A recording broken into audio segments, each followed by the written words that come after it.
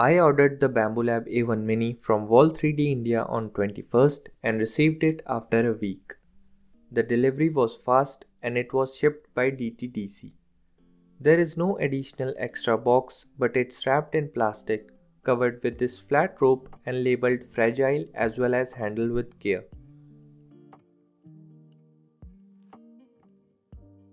I used scissors and box cutter to get into the box.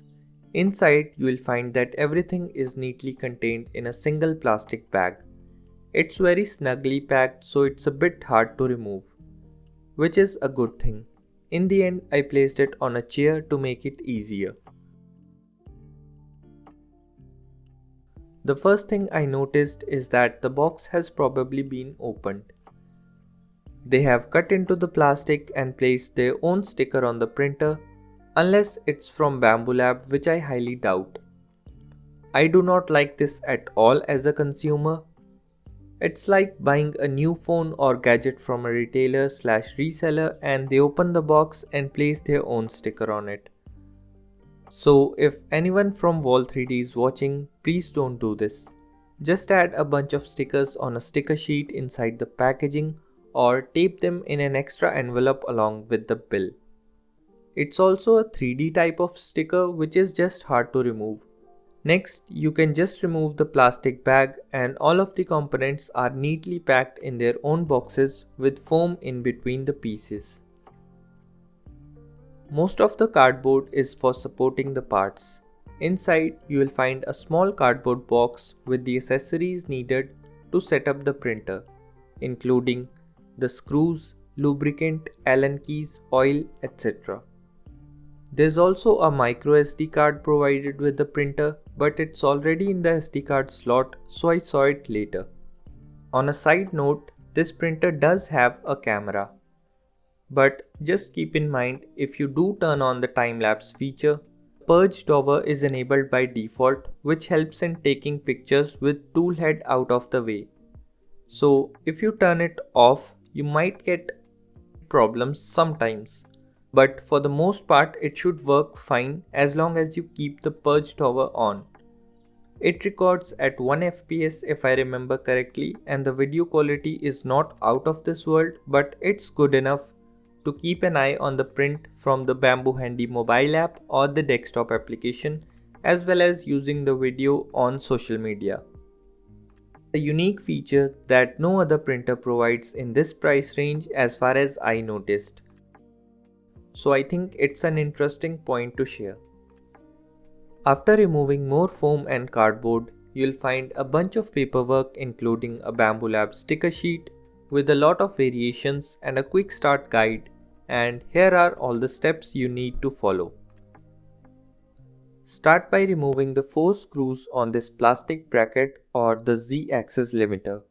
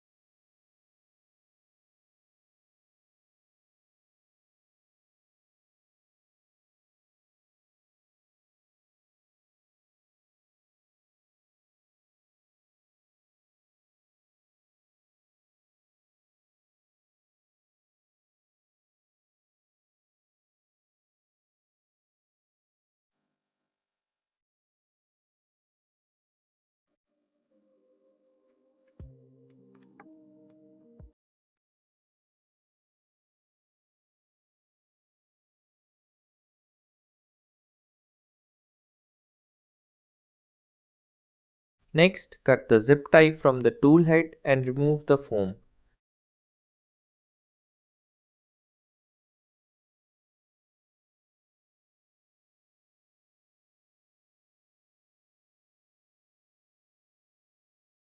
Once you cut the zip tie, the tool head is free to move along the x-axis, so you can just move it to the side and then remove the foam.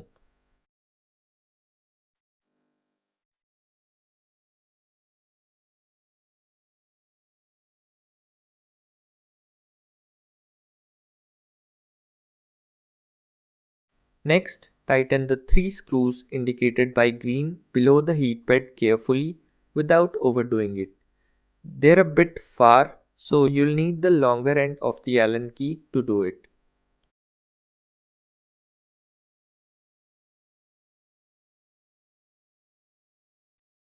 For the next step, you might need to move the printer to an edge to slide the purge wiper on the x-axis end slot. Fix it from below using the M312 screw provided in the accessory box.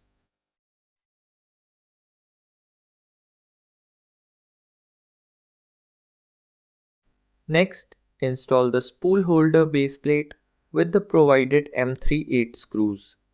It goes where you remove the plastic bracket from in the first step. Finally, slide the spool holder from top on this base plate that you just attached. Now, plug in the power cable and turn on the printer using the small switch on the back. The next step is to connect your printer to Wi-Fi using the printer screen. It also gives you the option to connect to the Bambu Handy mobile app at this point if you want to. Just scan the QR code on the printer screen from the app and it will be connected.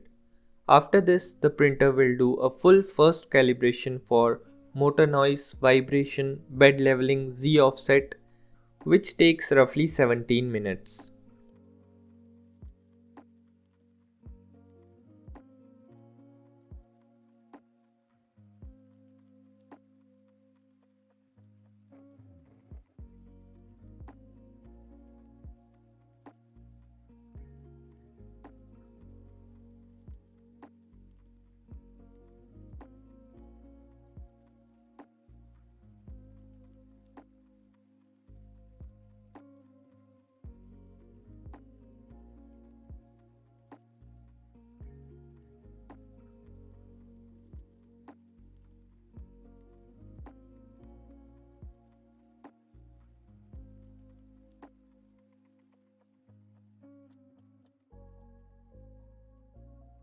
After this, you might be asked to update the firmware as well. If at this point you decide to print anything, you'll be prompted to connect the PTFE tube from the main module to the print head.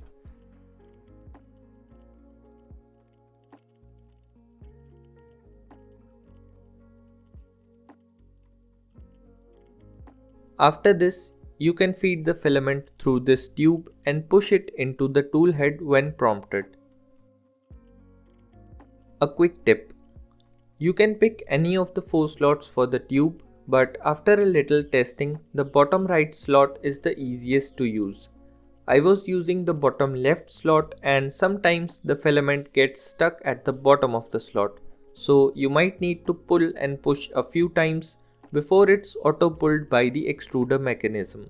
So just use the bottom right slot if you're using only one PTFE tube, that is without the EMS version.